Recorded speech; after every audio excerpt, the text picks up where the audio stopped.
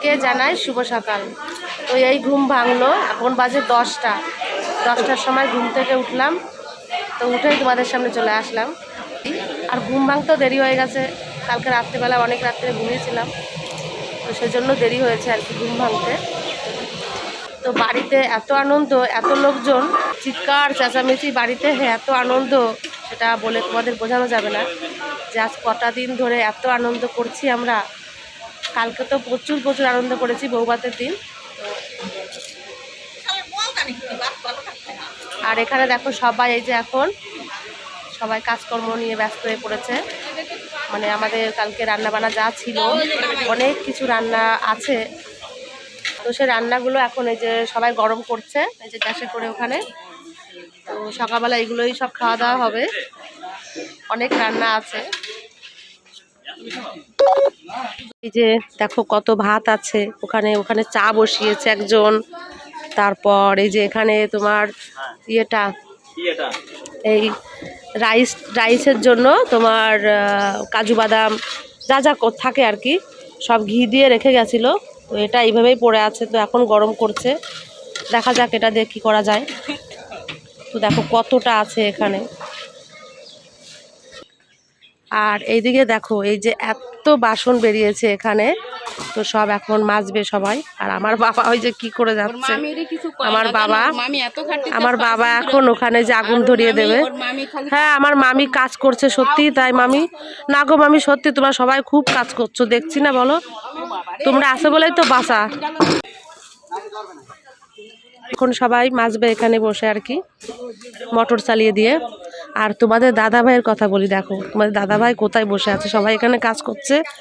আর ওই দেখো ছাদের পরে বসে আছে, ওই যে দেখো অবস্থা, ওই যে বসে আছে ওইভাবে।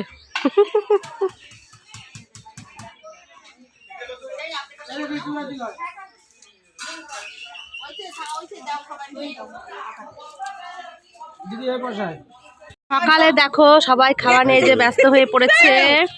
এখানে চিকেন হচ্ছে, রাইস, হ্যাঁ সবাই মানে যে যেমন পাচ্ছে সে তেমন খাচ্ছে। আমার মামিও শুরু করে দিচ্ছে খাওয়া।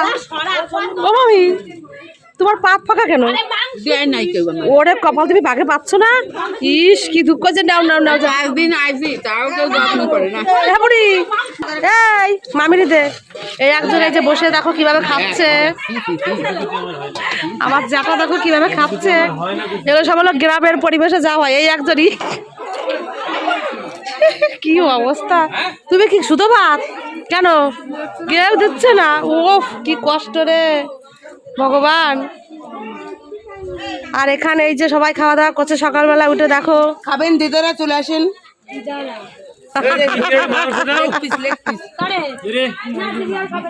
সকালবেলা সবাই খাওয়া দাওয়া করছে এখানে, কারণ সবকিছুই ছিল আমাদের রান্না বান্না। আর আমি এখনো খেতে বসিনি, সবার খাওয়া দেখছি, লাস্টে আমি খাবো।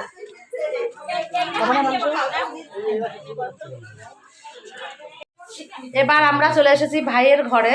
তো সমস্ত কিছু দেখাশোনা হচ্ছে, কি কি পেয়েছে মানে ভাইয়ের বউ। তো গয়নাগাটি দেখা হচ্ছে। তো আংটি পেয়েছে, নাকের এই সমস্ত টুকটাক জিনিস পেয়েছে, কানের পেয়েছে, পায়ের নুপুর টুকুর অনেক কিছু পেয়েছে। আমাকে আর বোনকে এই যে আংটি দিয়েছে, মানে পলার আংটি, লাল পলার মধ্যে আংটিগুলো হয়। এই দেখো এই আংটিটা আমাকে দিয়েছে।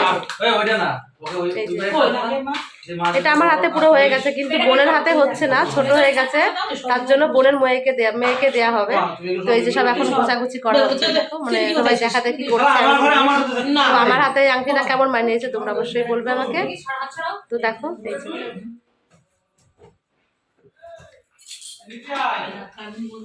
তো এই গিফটটা ভাইয়ের খুব ইচ্ছা হয়েছে দেখার, একটা ভারী গিফট। তো এর ভিতর কি আছে সবাই মিলে আমরা দেখবো এখন।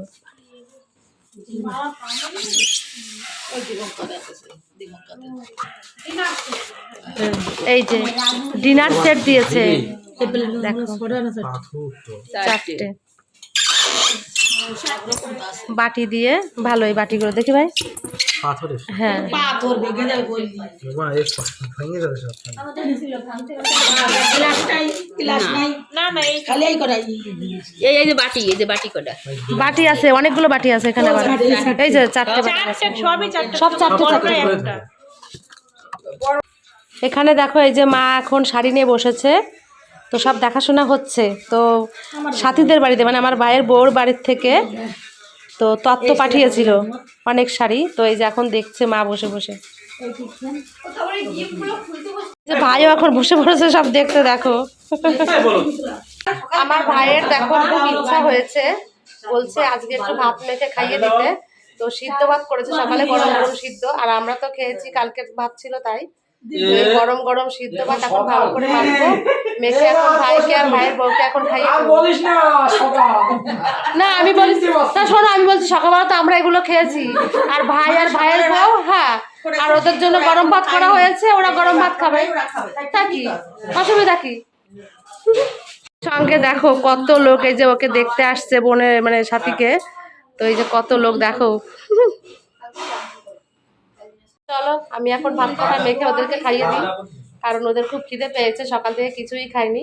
এখন বেলা 1:30টা প্রায় বাজতে চায়, এখন ওরা সকালের খাওয়া খাবে, তো কি বলবো এদের। আর আমার হাতে খেতে চেয়েছে, এখন তো আমাকে দিতেই হবে ভাত মেখে খাইয়ে।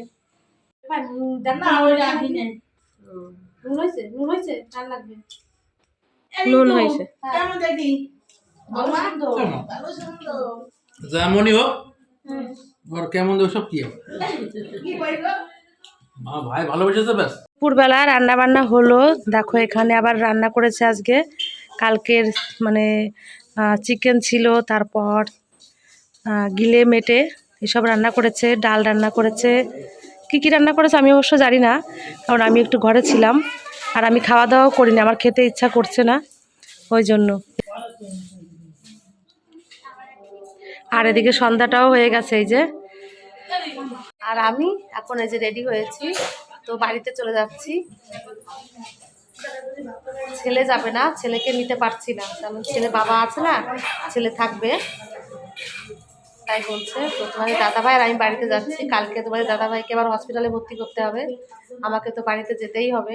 আর 6 দিনের জন্য আমি ছুটি নিয়ে আসছিলাম, তো 6 দিন আজকে শেষ হয়ে গেল, কালকে আমাকে কাজে যেতেই হবে, আজকে কোনোভাবেই থাকতে পারবো না। তো এই যে রেডি হলাম, এখন যাচ্ছি বাড়িতে।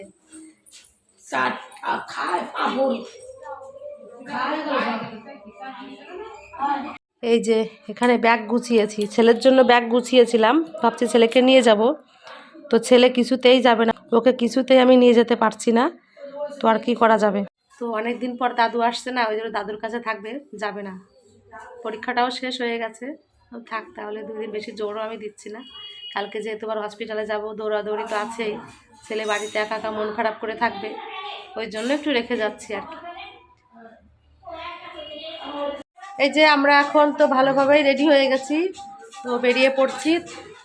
তোমাদের দাদাভাই রেডি হয়ে গেছে, তো ছেলে আর যাচ্ছে না, ছেলে ওই যে বাবার সঙ্গে আছে, ওই দেখো।